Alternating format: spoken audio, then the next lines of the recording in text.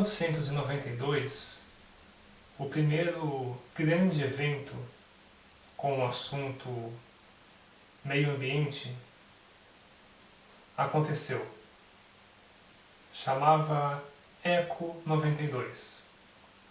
Eu tinha 6 anos de idade.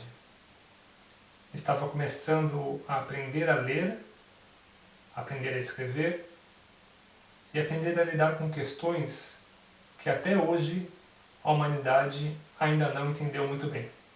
Naquela época, anos depois, eu fiquei sabendo, uma menina que se chamava Severn Suzuki, representante da ECO, Environment Children Organization, silenciou o mundo com apenas 6 minutos de discurso nas Nações Unidas.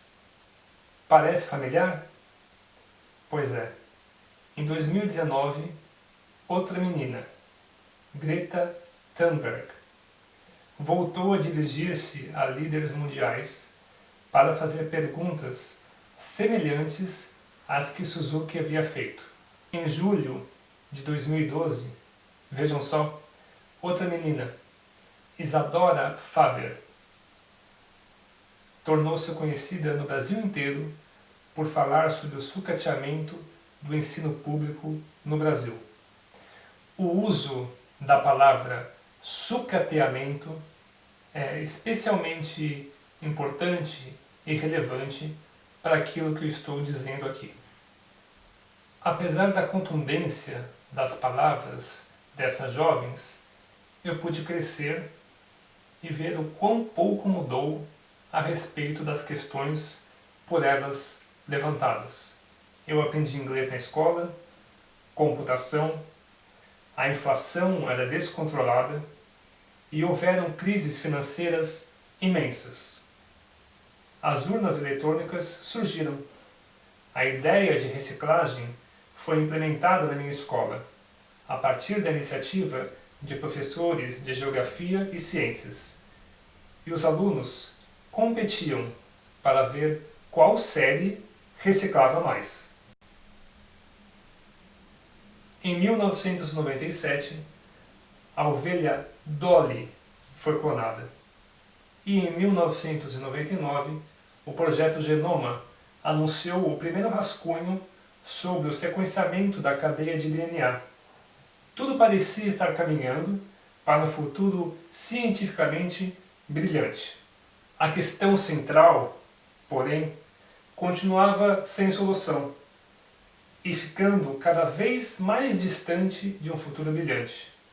Ao contrário, políticas de Estado discutiam excluir matérias como história, sociologia, filosofia, artes e música do currículo escolar, enquanto não havia nenhum plano estatal para o controle da produção de resíduos e a sustentabilidade energética.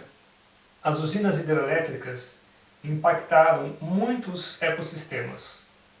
Populações inteiras de economia extrativista ficaram sem suas terras.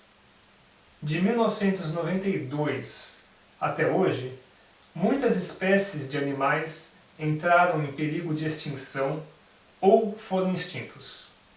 E a única lembrança que parecemos ter deles é nas notas de reais, enquanto a devastação das florestas tropicais parece ser um assunto genérico, sem nenhuma compreensão real. Não se trata somente da Amazônia, mas sim da Mata Atlântica, que atualmente conta com somente 15% do seu tamanho original. Trata também do Cerrado, que no interior do Brasil é constantemente desmatado pela indústria pecuária. E o conflito constante entre madeireiros ilegais em terras indígenas sob proteção de reservas, mas sem efeito prático. O meio ambiente sempre foi atacado e a educação parece estar parada no tempo. Ideias não ganham terreno devido ao imediatismo da lógica do lucro e da exploração. Gasta-se pouco, ganha-se muito. De fato, isso é um roubo. Não só um roubo de vidas e recursos, é um roubo de tempo e de futuro. Uma substituição do pensamento por distorções obscurantistas. Suzuki, em seu discurso, estava triste. Thunberg estava irada.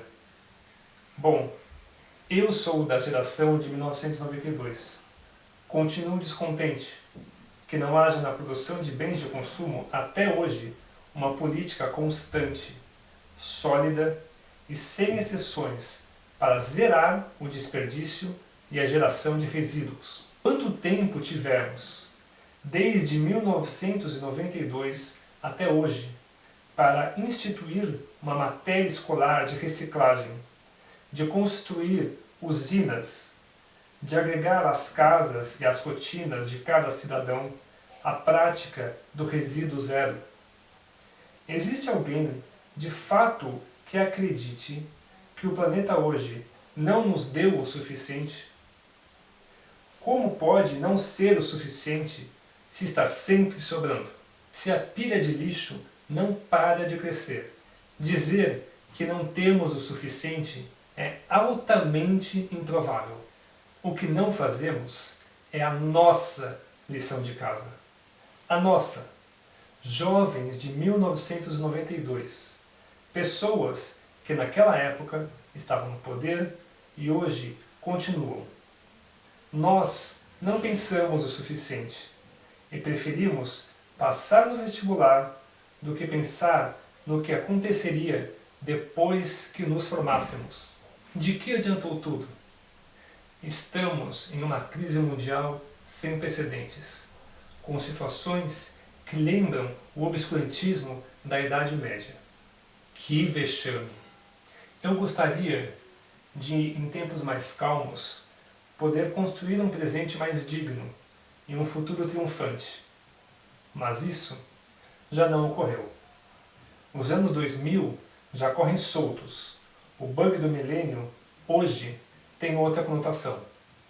Uma educação voltada para o afeto e para o conhecimento, para a geração de novas ideias e práticas, que possam nascer de pessoas como Suzuki, como Thunberg, como Faber, como Dewar e tantas outras jovens mentes que não têm mais tempo para aprender velhas fórmulas, mas trazem múltiplas inteligências, necessitando terreno fértil para florescerem e para poder garantir não só o seu futuro, mas a sobrevivência de toda a espécie humana.